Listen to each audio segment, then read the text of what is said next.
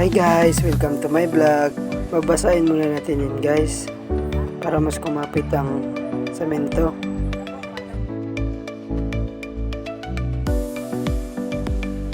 At sa lahat dyan na mga veterano na mag-tiles, share nyo na lang para marami tayo rin matutulungan na ibang mga beginners.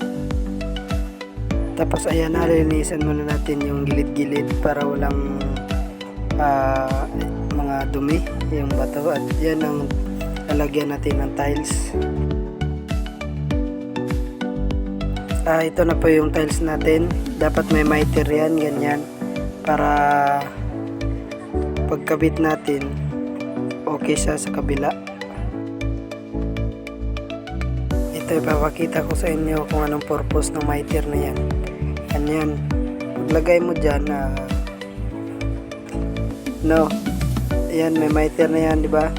Pag lagay natin dyan sa kabila, mapipix dyan.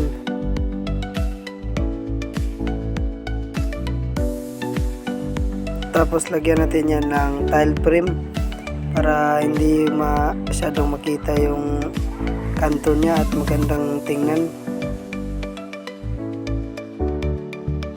At yan mga idol, testing lang yan.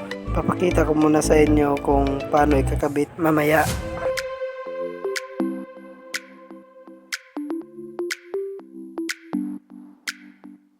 So lalagyan na natin ng halo ito. Ganyan. Ipapantay lang natin sa flooring tiles,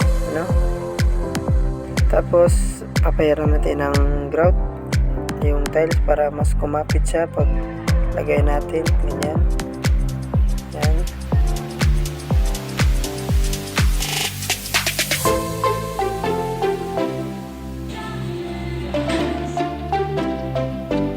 At unang-una, wag nyong kakalimutan na maglinisan yung gilid ng tiles.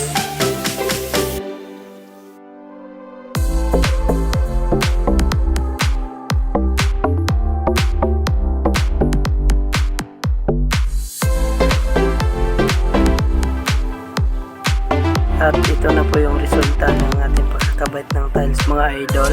At ganyan pong tapos pagkabit ng tile frame. Nasa gilid po siya ng kanto para hindi makita yung ating kantuan. At yan naman ay susukatan natin para sa gilid. At yan ang resulta na po ng ating tiles. At yan yung sinusukatan natin kanina.